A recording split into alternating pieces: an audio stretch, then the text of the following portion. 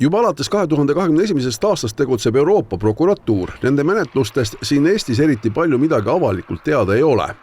Täna Pärnu maakohtus sai esimeses astmes otsuse just selline nende poolt läbi viidud menetlus. Euroopa prokuratuuri ülesandeks ongi liidu üleselt 24 liikmesriigis, kes on Euroopa prokuratuuri liikmed, kaitsta Euroopa Liidu finantshuvisid läbi selle, et me juhime kohtueelset menetlust ja esindame riiklikku süüdistust nendes kuritegudes, mis Euroopa prokuratuuri pädevusse kuuluvad.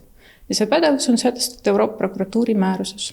Pärnu maakohtus siis menetleti esimeses astmes sellist süüdistust, mille sisu oli just Euroopa toetusrahadega skeemitamine.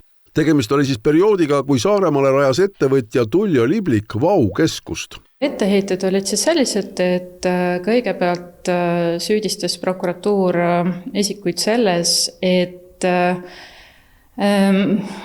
toetuse saaja ostumenetluse läbiviimisel on kokku lepitud eelistatud ühte konkreetset hinnapakkujat. Seejärel teine etteheide oli seotud erinevate dokumentidega, mis prokuratuuri hinnangul sisaldasid valeandmeid, sealhulgas ka kulude jaotuse kohta abikõlbulikeks ja mitteabikõlbulikeks, ehk siis rahastatavateks ja mitterahastatavateks.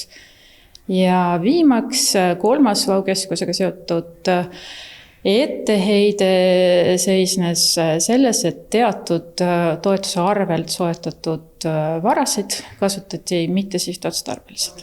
Nendes punktides mõisteti kohtualused õigeks. Lisaks Liplikul olid kohtu all veel Lebo Piip, Karoliina Lindau ja Margus Tommingas, aga ka juriidilised käod nagu Tulik Invest ja Korberi. Kokku oli toetuste summa 1 600 000 eurot. Ühes süüdistuses siiski nad süüdi mõisteti. See on soodustuskelmuse katse. Seonduvalt teise äriühinguga ja teise ehitisega, selleks ei olnud enam Vau keskus, vaid oli nõnda nimetatud Padelikeskus. Ja sealse Padelikeskuse puhul tänase kohtuotsuse kohaselt kohus tuvastas, et pettus on ikkagi aset leidnud. Seal kohaldati erineva pikkusega tingimisi karistusi.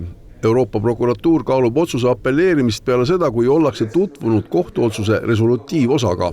Vau keskus rajati kriisitoetuse abil, mida jagati koroonapandeemia ajal.